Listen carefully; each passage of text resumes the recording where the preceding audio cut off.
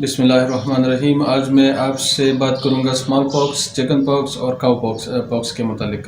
وہی کاؤ پاکس جس نے پچھلے کچھ عرصے سے برصغیر کو بہت متاثر کیا ہوا ہے اور کافی کاروبار اس کی وجہ سے ٹھپ ہو گئے ہیں۔ اسمال پاکس اصل میں وائرس انفیکشن ہے۔ اس کی دو قسمیں ہیں، ویریلیولم میجر اور ویریلیولم مائنر۔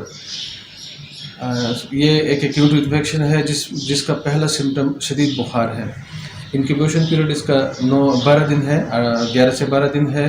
12ویں دن یا 13ویں دن مریض کو شدید بخار ہو جاتا ہے۔ بخار کے ساتھ ساتھ جسم میں شدید درد اور الجھن ہوتی ہے۔ یہ بخار تقریباً 48 گھنٹے یعنی 48 آورس تک جاری رہتا ہے۔ اس کے بعد دوسرا سٹیج شروع ہو جاتا ہے۔ مرض کے دوسرے سٹیج میں مریض کے جسم پہ ایرپشنز ظاہر ہونا شروع ہو جاتی ہیں، اور بخار کے ساتھ جو دردیں ہوتی ہیں اس میں کمر درد، سر درد اور جسم کی درد مزید شدت اختیار کر لیتے ہیں۔ مریض انتہائی بے چین رہتا ہے، نبض تیز رہتی ہے، چہرہ لال سرخ ہو جاتا ہے اور ٹھنڈ لگتی ہے مریض کو۔ یہ سلسلہ چلتا ہے تقریباً 4 سے 5 دن۔ 4-5 دن بعد مرض کا تیسرا سٹیج شروع ہو جاتا ہے۔ تیسرے سٹیج میں یہ ایرپشن جو ہیں یہ پسٹولز میں تبدیل ہو جاتے ہیں۔ بعض اوقات یہ پسٹولز منہ میں یا آنکھوں میں، ناک میں بھی منتقل ہو جاتے ہیں، اور اس سٹیج میں مریض کو بعض اوقات الٹیاں بھی لگ جاتی ہیں، زبان پر سفید تہ جم جاتی ہے، جس کا واضح مطلب ہوتا ہے کہ معدہ یا ڈائجسٹو سسٹم انتہائی متاثر ہو چکا ہے۔ اس سٹیج میں مریض کو بخار کے ساتھ ساتھ جو دردیں ہوتی ہیں اس میں کبھی کبھی سر چکر بھی ہوتے ہیں، مریض کو روشنی بری لگتی ہے۔ ایسی صورت میں مریض کے ساتھ کرنا کیا چاہیے؟ اس کو ایلوپیتھکلی اس کا کوئی بھی علاج نہیں ہے۔ ایلوپیتھس ڈاکٹر بھائی جو ہیں یا وہ پین کلرز ایڈوائز کر دیتے ہیں، پیناڈول یا بروفین وغیرہ، جو اگر بخار 102 سے زیادہ ہے تب تو ٹھیک ہے، لیکن اگر بخار 102 ٹمپریچر 102 سے نیچے ہے تو کبھی بھی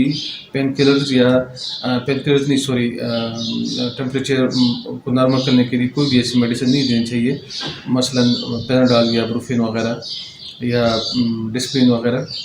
ڈسپرین سے ریئیکشن ہو جاتا ہے، اور ٹمپریچر اگر مریض کا کم کر دیں تو اس کا امیون سسٹم کمزور ہو جاتا ہے۔ امیون سسٹم مطلب بخار کا مطلب یہی ہے کہ جسم مقابلہ کر رہا ہے، مقابلہ کم ہو جاتا ہے اور جسم ہارنے لگتا ہے۔ ایسی صورت میں بعض اوقات کمپلیکیشنز ہو جاتی ہیں۔ کمپلیکیشنز اگر ہو جائیں تو تب پرابلم بن سکتی ہے، مریض بعض اوقات ایکسپائر بھی ہو جاتا ہے، اور کمپلیکیشن میں عموماً پلمونری کمپلیکیشنز سر فہرست ہوتی ہیں، اور یہی ہمارے لیے پلمونری کمپلیکیشن ہی ہمارے لیے خطرے کی گھنٹی ہوتی ہے۔ علاج کا طریقہ کار کیا ہوتا ہے؟ علاج کا طریقہ یہ ہوتا ہے کہ مریض اگر فرسٹ سٹیج میں ہے، پہلی سٹیج میں ہے، تو اس کو anti viral, homeopathic anti viral, مثلاً ویریلیولم، ویریٹرومیلبم اور ایکونائٹ بیلاڈونا وغیرہ ایڈوائز کر دیں۔ اگر مریض سیکنڈ سٹیج میں منتقل ہو چکا ہے تو ان کے ساتھ ساتھ لوور ڈوزز میں تھوجا اوکسیڈنٹالس، انٹیمونیم ٹرٹاریکم اور سلفر بھی ایڈوائز کر دیا کریں۔ سیکنڈ سٹیج میں عموماً ایرپشنز ظاہر ہو جاتی ہے۔ تھرڈ سٹیج میں جب ایرپشنز پسٹلز میں تبدیل ہو جاتے ہیں اور یہ پسٹلز بعض اوقات ٹوٹ کر اس سے گاڑھی پیلے رنگ کی پیپ بھی بہنے لگتی ہے، تو یہی پیپ اگر خشک ہو جائے، یہ دانے خشک ہو جائیں تو ٹھیک بھی ہو جاتے ہیں۔ اس میں پریشانی کی کوئی بات نہیں ہے، لیکن اگر یہ تھرڈ سٹیج شروع ہو چکا ہے تو ابھی جو میں نے میڈیسن بیان کی ہیں ان کے ساتھ ساتھ ہائیوسامس، برایونیا، فاسفورس، روسٹوکس وغیرہ بھی ایڈوائز کر دیا کریں۔ سمٹمز کے مطابق ان میں سے 2 یا 4 یا 6 جتنی بھی آپ دوائیاں مناسب سمجھیں کمپاؤنڈ بنا کر یا الگ الگ پرسکرائب کر دیا کریں۔